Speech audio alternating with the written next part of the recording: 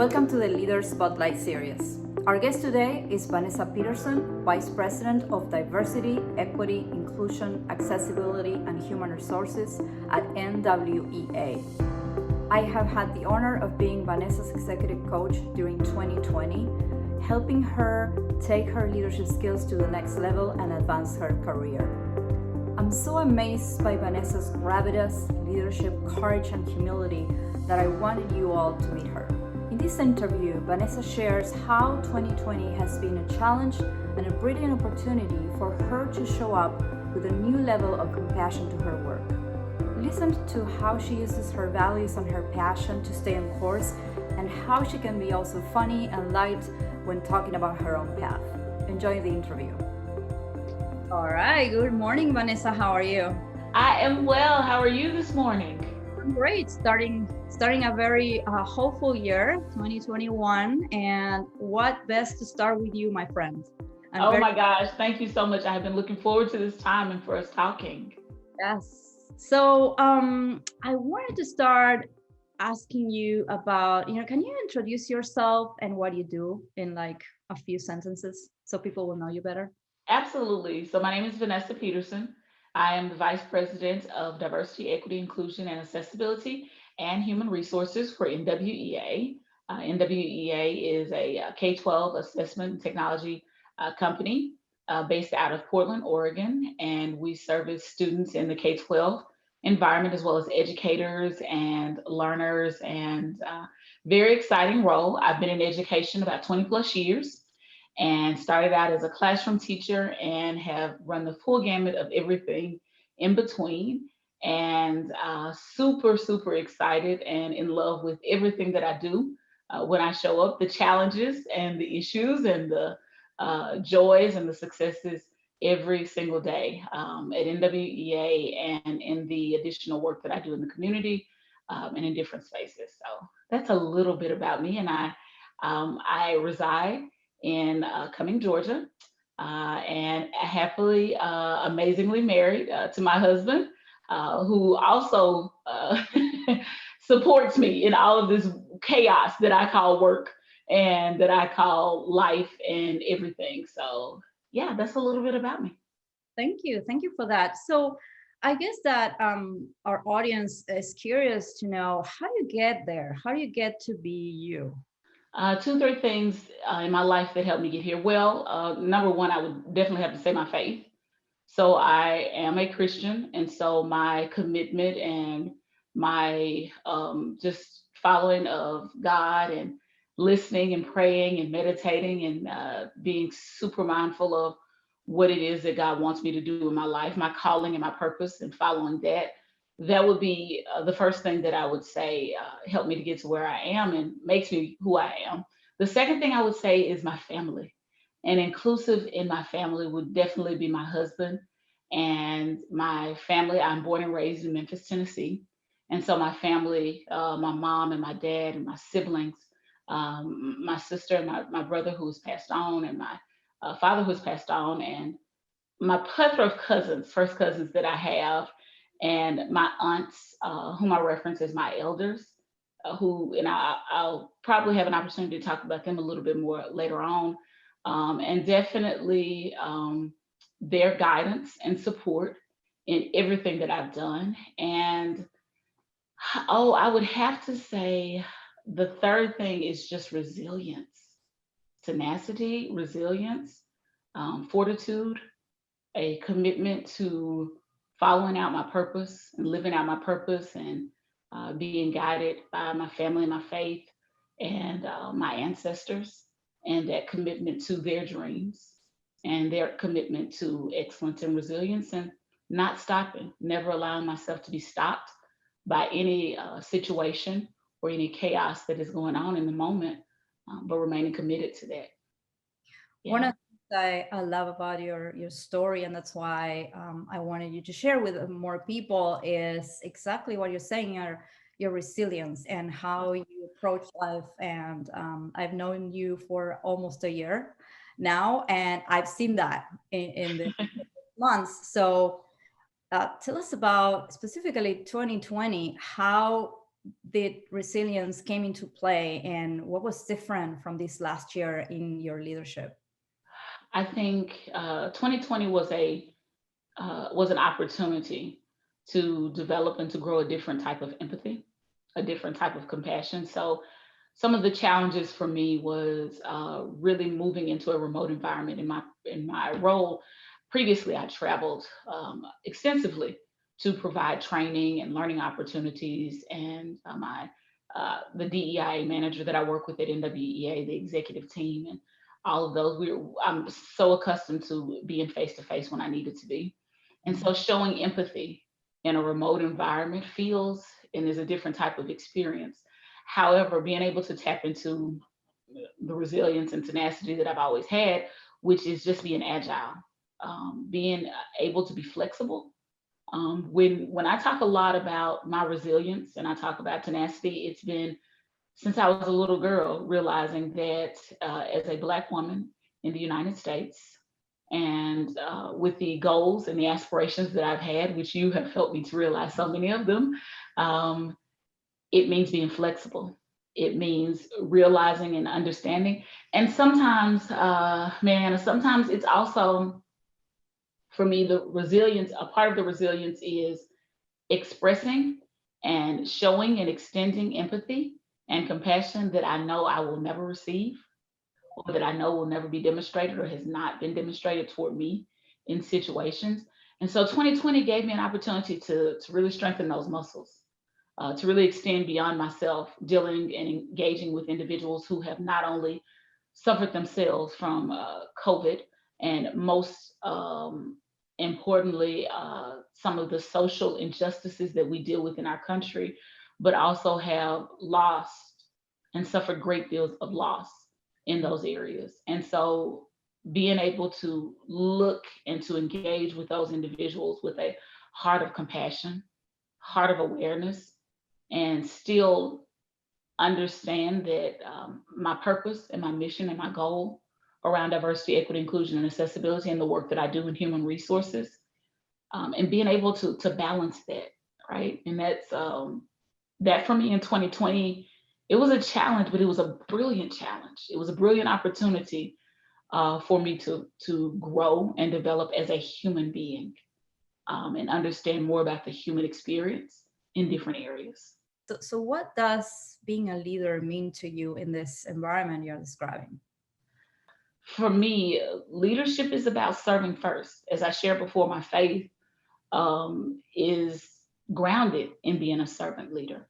It is putting others before yourself. It is understanding the human experience from all different facets. It is removing oneself from being the priority and being the focus and being able to put others first. It is truly addressing and serving and meeting the needs of others. And I will say that's not always comfortable. That's not always a yay, let's do this. I'm gonna put everyone before me and think about that. That can be exhausting work, especially in diversity, equity, inclusion, and accessibility. Yeah.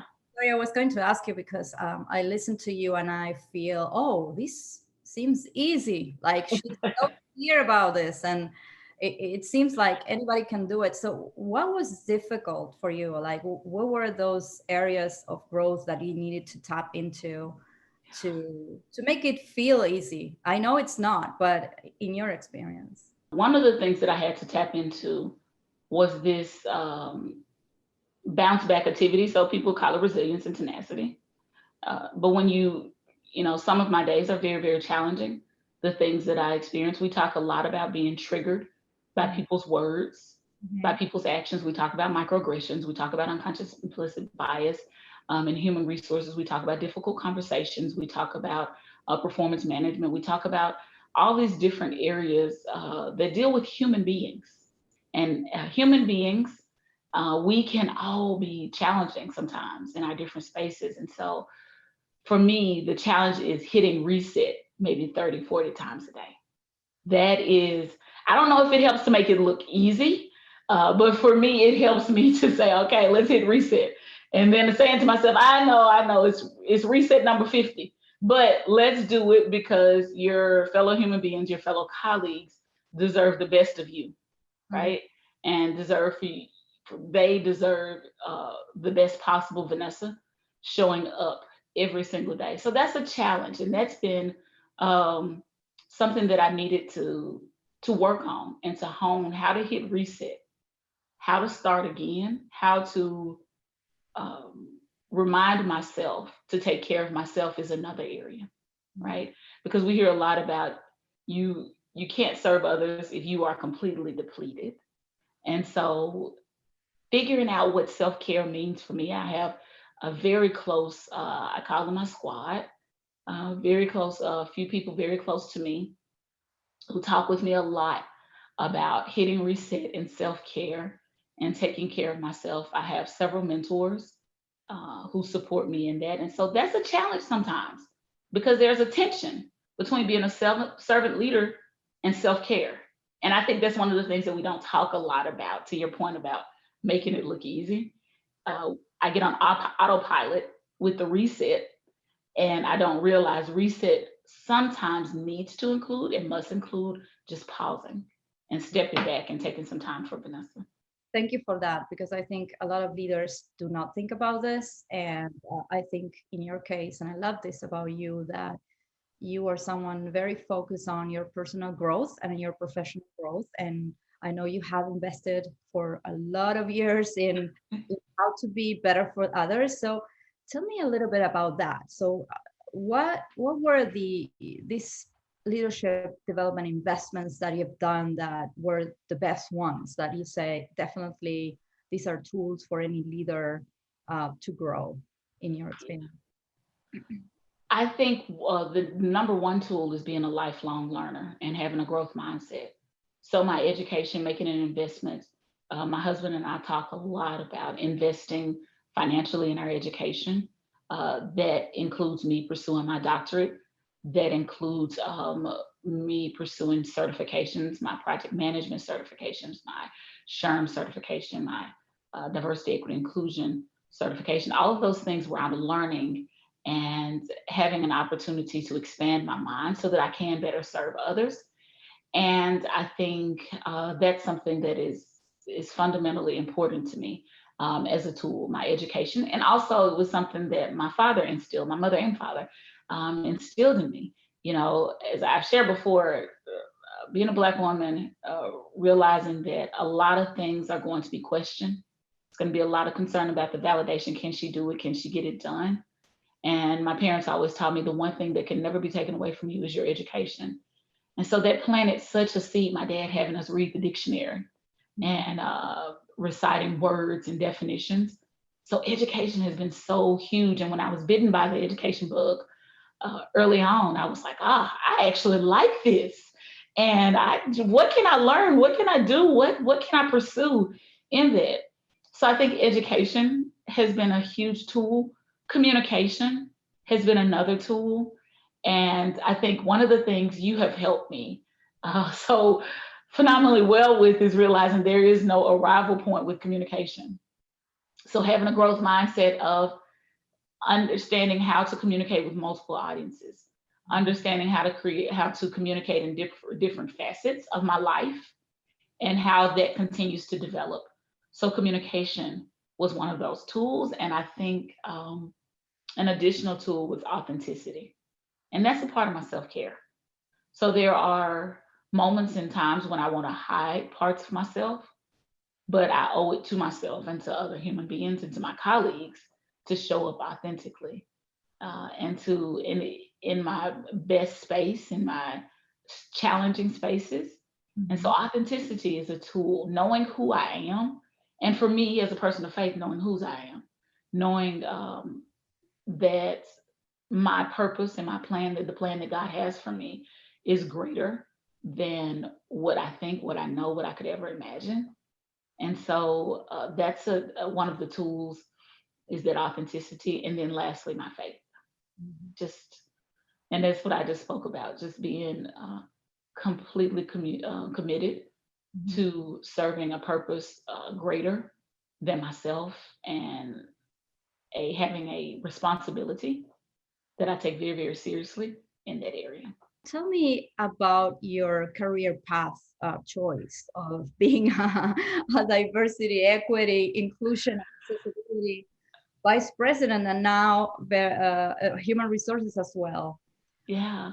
What's important about that for you? What is important is that it is one of the most challenging, amazing, and awesome experiences, and being able to stretch as a person, being able to show up in all facets of my identity. So showing up as a Black person, showing up as a woman, showing up as a Christian, showing up as a all of these different areas, showing up as a professional, showing up as a wife, as a daughter, as a sister, as a cousin, in all of these different areas has been stretched. And that has been very, very important and a part of my path. My path started when I was 8 years old. And so I attended an elementary school, Hanley Elementary School in Memphis, Tennessee. And my aunt was the principal. And so Ruby Payne is the type of principal that she lives and breathes education and students. And so I will never forget that my aunt had me to lead my first faculty meeting. And I was 8 years old. I was like, well, my aunt taught me a very important lesson that day, that there is no ism associated with leadership. Leadership is a calling, and we don't get to choose yay or nay with leadership. And so that was important for my career. That was important for me as a professional. I didn't know it at 8 years old in my Bobby socks and my little khakis and my little polo, but I did grow from that moment and realize I enjoy serving. I enjoy education. And so that's what did it for me. And I remember teaching. I remember working and leading teachers in different capacities and all of the different roles and responsibilities that I've had that have completely contributed to my goals and to my aspirations and to this journey.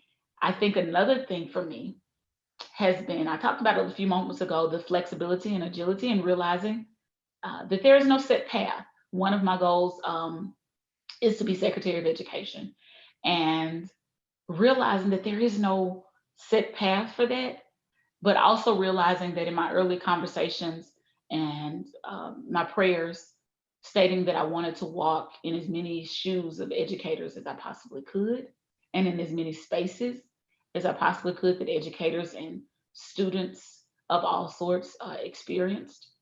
And so DEIA has really helped expose me and help me to experience a lot of the challenges that we have in education, a lot of the gaps, a lot of the spaces in accessibility, in equity, a lot of the barriers that students and educators experience every single day. I have two follow-up questions on what you were saying. The first one is I got you saying Secretary of Education. And I want you to tell us about that. Like, you were very young when you came up with that declaration. And so tell us that story and how that declaration forged or made you the leader you are today. Yes. So I remember having conversations with my family, and my family, oh my gosh, I love my family. My family is awesome. And talking with my elders, my aunts, and my mom, and hearing some of the challenges that they experienced and wanting to make sure that we had and there was an equal playing field for all students. I believe education is a civil right. I believe it's something that everyone deserves an opportunity to succeed in. And I remember figuring this out at a very young age. My family didn't do a lot of baby talk with me. They didn't do a lot of, we didn't have a lot of general light conversations at our dinner table. We had very serious conversations. My parents were very honest with us and very open about the different types of things that we were experiencing in the world. And education has always been a part of that. And I remember, again, talking with my aunts, several of whom were in education, and realizing what is and I remember thinking to myself, what is the highest role that I can play in our country to influence that, to impact that? Because why is this not free for everyone? I remember having at a very young age thinking, why can't everyone get an education? Why can't everyone have opportunities? What is this about the Black and white issue that we're dealing with in this country? What is it that causes these barriers?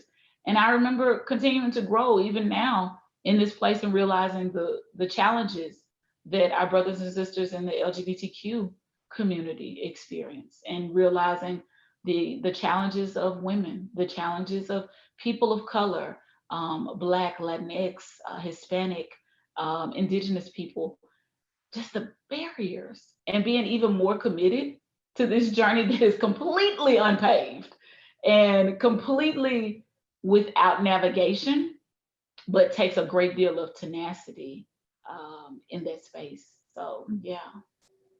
So what have you learned this year? You're an expert in diversity, inclusion, and human resources, but has this past year been especially different about your learning in this area? Yes. What I have learned is that in order to be an expert, you have to realize you will never know everything. You have to be committed to learning. You have to be committed to pulling everything, absorbing everything out of every situation, regardless of how painful, how challenging it is personally, so that you can take from that what you need to serve others moving forward. That's what I've learned in 2020. Taking all of the chaos, all of the pain, all of the suffering, all of the emotions, all of the strategies, right? There was a lot of strategic situations that occurred in 2020 in our government, in our systems, in our education, in our world. Taking all of that and figuring out, how do I use this to create a better space for others in my sphere of influence? You never arrive. There is never a point of, okay, we're here, we have arrived. That never occurs in either of those areas. It's an evolution of human capacity, of learning, and of the growth mindset. Mhm. With that idea that we are always learning and growing, I have to say that you invested a lot in your formal education to get a lot of knowledge and tools. I also heard you engage with mentors and coaches. So if you have to suggest to other leaders what tools to pick or what tools to invest in, what would you say? What would you recommend? Because sometimes when you're a director or a vice president, it's more on you, right? What you do for your development that any other person will take care of that, right? Other than you. Right. I look at myself as, and I think there's a hip hop rap artist who said this, I'm a businessman. And for me, I always looked at that. I always looked at my brand.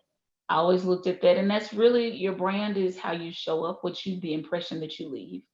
And so anything that's going to invest in me as my brand, as a representation of my family, as a representation of my culture. And so that for me was investments in my formal education. And they were personal investments. It was me setting aside financially, before I was working for organizations and companies that would pay for education and training, me doing it myself. And so my formal education, also hiring and having an executive coach, that was a personal investment. That was something that I decided I needed for myself to make Vanessa a better leader, a better human being. So investing in that. And yes, I have currently about 5 mentors, and making sure that I'm investing. And investment is not always financially. So there's time and there's energy, which are invaluable resources. One of the largest things about me growing is investing in others.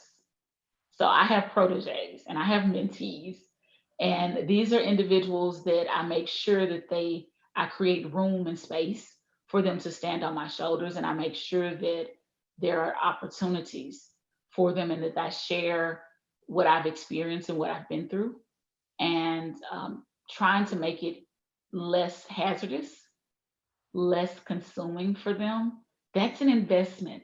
Having conversations at 6, 7 a.m. or 2 or 3 a.m. Some of my proteges are in college. Some of them are in high school that I engage with, and making sure that I have time and space and create space for them. And that has been a challenge. You know, we talked a few moments ago about creating what are some of the challenges from 2020. Time was a challenge. Time was a challenge, carving out space for that investment in others and for that investment in myself was a challenge at different times and in different ways. And so those are the tools that I would say, you know, making sure that you're investing in your financially, in your brand and who you are. It seems your agenda is full. How do you do all that at the same time that you maintain your health and your balance? And have anything changed lately, or have you changed anything to be better at that? I think in 2020, I gave myself more room and I understood more about the power of making mistakes and showing self-grace. I think sometimes I do a really good job, and as leaders, we do a really good job of creating grace and space for others, but we don't always do it for ourselves. And I'm going to use an I statement here, and which is a best practice in a DEIA, using I statements and owning your space and owning and acknowledging and being held accountable for your actions and reactions. And for me, 2020 there were challenges around that balance. There were challenges around the balance of self-care and challenges around the balance of showing grace for myself and allowing myself to make mistakes. You know, these were new roles for me. So I am the type of person that I want to jump in and I want to do it and I want to show up 150% for everyone and for everything that I'm doing. And 2020 taught me, yeah, that's not realistic. That's not, especially if you don't take frequent breaks and pause to process. And so a lot of my mentors and my squad, as I reference them, have said to me, you're in a different space. You're in a different area in life. And so that grace looks different and you got to figure it out. And so figuring it out is now a part of my resilience and tenacity, and realizing, you're not going to get this right the first, maybe not even the second time. Let's shoot for third time is the charm and getting it right in that space. And if we don't, let's shoot for how much do we learn? And then how much do you take forward? And how much are you able to play back for others? And that's what grace has felt like for me. And it's still something that I'm evolving and learning how to show myself and to forgive myself when I make mistakes. If we have leaders listening to you today, people that are developing, they want to be better leaders, what would be your advice or a couple of things that you would advise them to take on? I would say be okay with prioritizing yourself in order to serve others. Number one, sometimes as leaders, we think it's selfish to think about ourselves. There is a perfect tension between prioritizing your needs and what you need to do to be better for others. And that part of being better for yourself and for others is important. The second thing I would say is find a support system, establish a support system. I have had a phenomenal support system literally since the moment that I was born with my family. And I have been blessed and grateful to God to be able to add to that support system over the years with mentors, with coaches. And so the support system is the second thing. And I'll say this about mentors. I'm a high challenge person.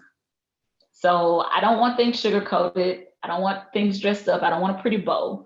I'm very direct. So that was a part of my journey in my support system as well as my development, learning what type of leader I am, the type of communication I value, the type of feedback that I value, and it's very direct. I have mentors who are very high challenge who will ask me, so tell me how that fits into the span of what you want to do. Have a support system, but not just a support system of people who say yes all the time, but also support system of people who challenge you.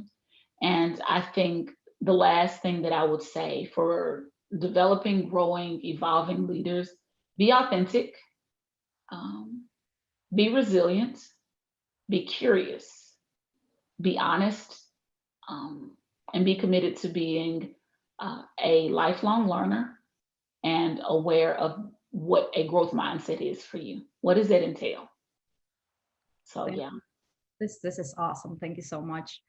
So wrapping up the interview, I really wanted to ask you, I know you read a lot, so it is gonna be hard, but I wanted to pick 3 books that are your favorites and tell us which ones are and why. Okay, so I would say, and I'm going to put this in the frame of right now, Okay. because because I have read so many books. I would say right now my favorite is always my Bible, because it is never changing, and it continues to establish my relationship and growth and opportunities. Another book, oh wow, that I'm reading right now is, so there's a book that I just purchased, and it actually just came in this week, and it's called The 4 Agreements, and it's set to help you establish principles around growth and development. And so The 4 Agreements is something that I'm really looking forward to starting. And I would have to say an additional book that I continue to come back to and learn from, and it has different components in different spaces. And I want to say it's Dr. Mary Frances Winter's is We Can't Talk About That at Work. And it talks about these polarizing topics that you're like, oh my gosh. And as a human resource professional and as a DEIA professional, and a lot of Dr. Winter's work does that, where it's super challenging. Where she talks about a lot of different things, but it's research based and data based. And I'm a nerd, right? And so I embrace that. And so a lot of her work is based in the research from her firm and her consulting firm.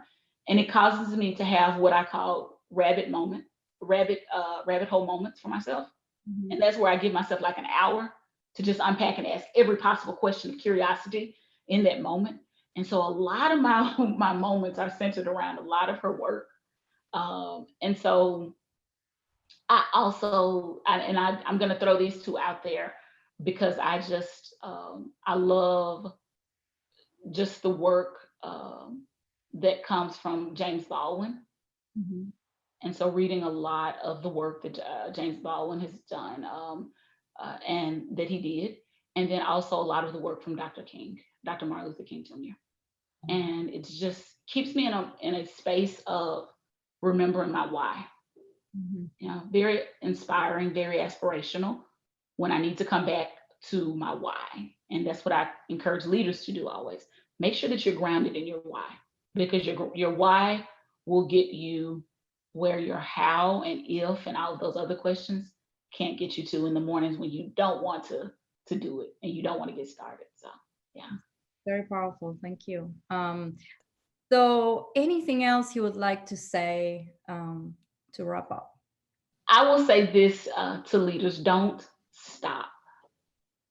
If you are a leader, know that you are going to be challenged. Know that there are going to be moments when you want to quit. There are going to be moments when you are confused. We talk a lot about the imposter syndrome, depending on our identification and how we show up. And there are going to be moments when you are exhausted. There are going to be moments when you don't know what to do. Don't stop. Don't ever stop. Pause. Try to recalibrate. Talk with your mentors and coaches, but don't ever stop.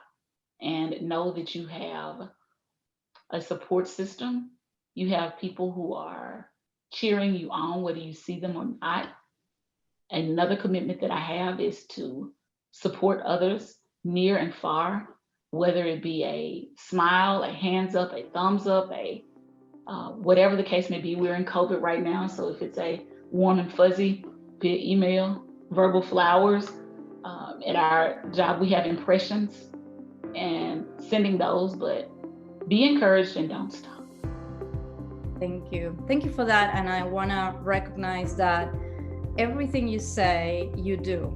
So it's amazing, and it's great having you here as the first leader in this series. And I appreciate you. I appreciate the time, your hard work that is paying off.